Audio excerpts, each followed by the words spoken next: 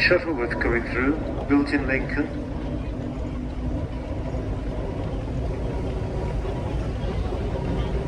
General purpose stroke showman's tractor, followed by a Foden, the colours of Mr. Thompson. 1929 machine. These machines could eventually do over 50 miles an hour. This one, it's more sedate. Sestria, they do 35 miles an hour and 40 miles between filling up with water. No good for long trips, unless you had a little pump. Louise, the Clayton and Shuttleworth engine. Good example of a general purpose engine. Engines first moved under their own power in the 1850s. It was an Aveling of Aveling and Porter fame managed to get them working. Prior to that, the steam engines would be towed around by horses to the farms to do the threshing work and operate pumps and the like. 2 steam wagons about to engineer the arena. These are Sentinels built in Shrewsbury. Production originally was in Glasgow, and Sentinel were the first British firm to adopt the Henry Ford manner of manufacture with a production line for that. The Super Sentinels built on the production line.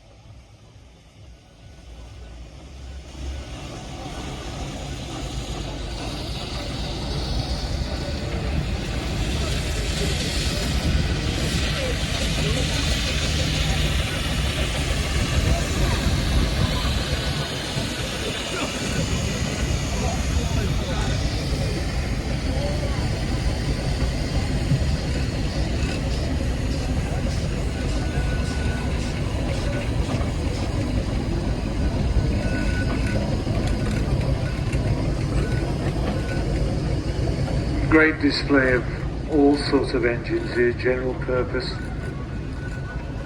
road rollers, showmans.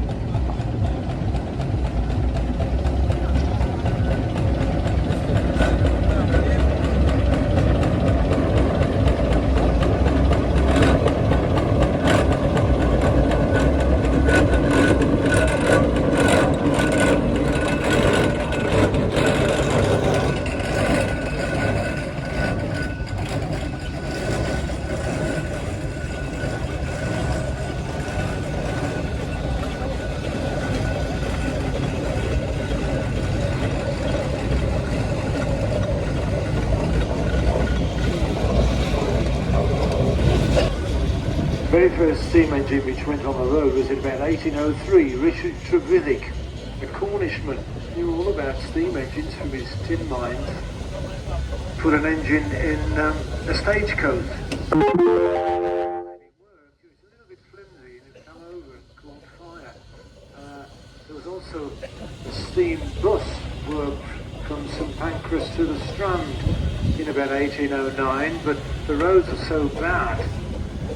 There were no tarmac roads, and horses did leave the odd message or two behind them. So that was given up as a bad job. In the middle of the 1850s, steam engines moved on the highway, such as they were, because they were turnpike roads, and you were charged a toll to go on them, and you were charged a lot of money if you had a steam engine. Fowler Showman's engine coming through, the colours light crimson and deep yellow. That's a Fowler, you can see by the crest on the side.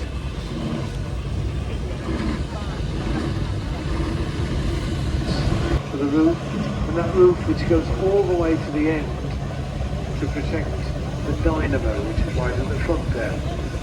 And on the top you'll see an extension for the smokestack, which kept the smut and smoke out of the paying customer tires and also improved the platform fire.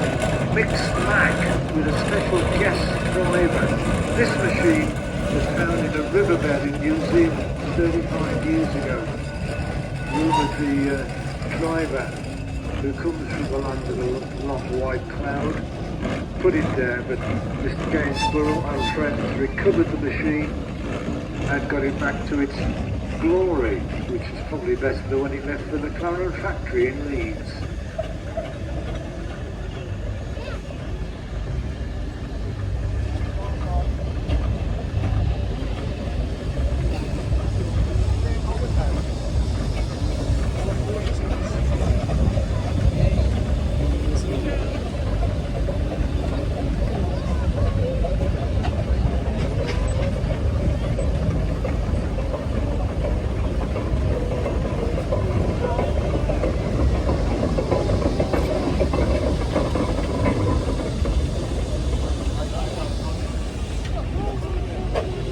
It'll be a tight fit, but we'll get them all in. Road coming through now is an Evening and Porter built in Rochester in Kent. The very first steamroller was built in 1867, supplied new to the city of Liverpool. 2 years later, the Americans got there, eventually, and they purchased 2 of these engines to build the roadways in Central Park, the design of which was based on a park in Birkenhead, a little bit bigger. This is Pegasus, an Evening and Porter, who built over 8,000 steam rollers, 2/3 of which went for export. And the last steamroller was built in 1950, it's down the road, Armstrong Vickers. Went to Argentina. Rumour is they never paid for it.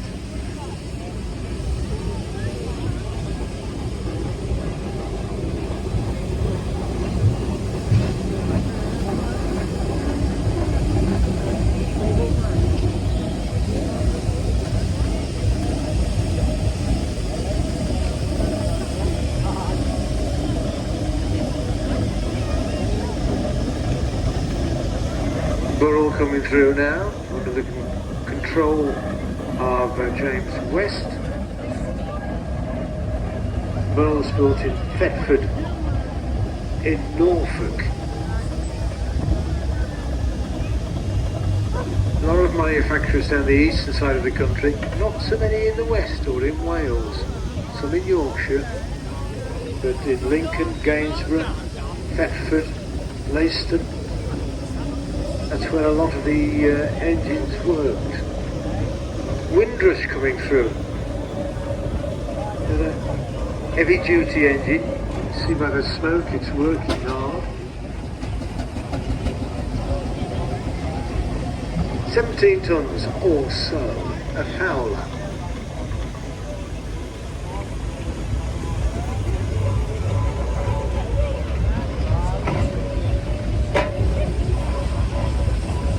Showman's engine coming round now is Little Dawn, 1928 this engine built in Leeds, and it's 20th century Noah's Ark. Just imagine a roundabout with the animals, 2x2, 2 lions, 2 giraffes, a couple of chickens, whatever, and that was 20th century Noah's Ark, and that engine would pull the up to 7 trailers behind it around the show fields, the living accommodation, the ride itself in bits, and provide the power for the Gavioli organ and the ride itself.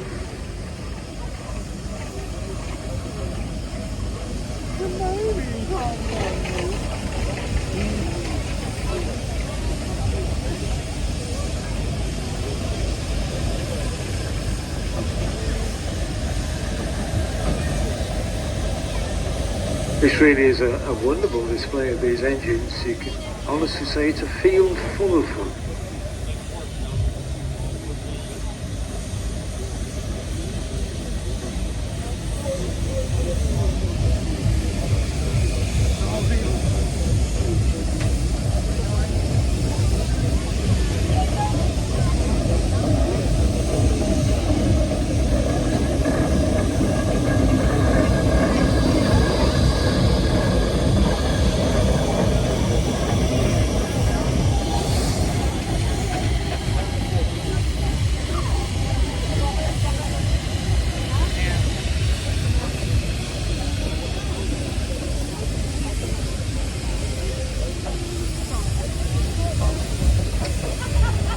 think it's getting a little bit snug at the back there, but they'll manage it.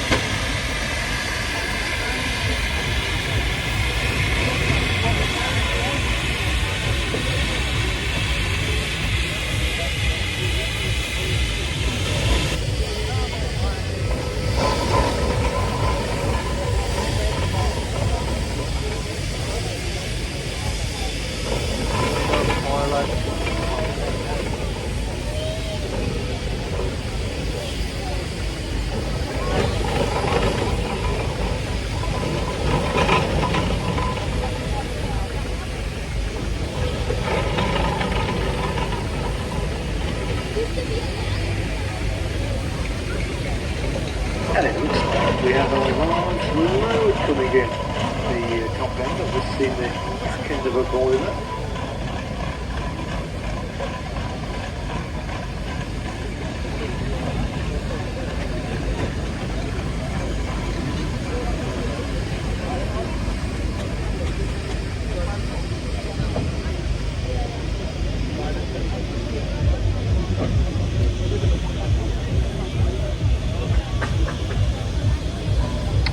First of our ploughing engines there, that's Libra. That's a 1919 Fowler, and you can see underneath that engine there's the drum of twisted wire cable. And these engines would work in tandem, in pairs, and they would tow a 6 or 7 furrow plough up to 500 yards between them, signalling by hooter. And it revolutionised agriculture in this country, because a pair of these engines could plough 30 acres in a day. A horse could plough 1 acre, but they needed big fields, so down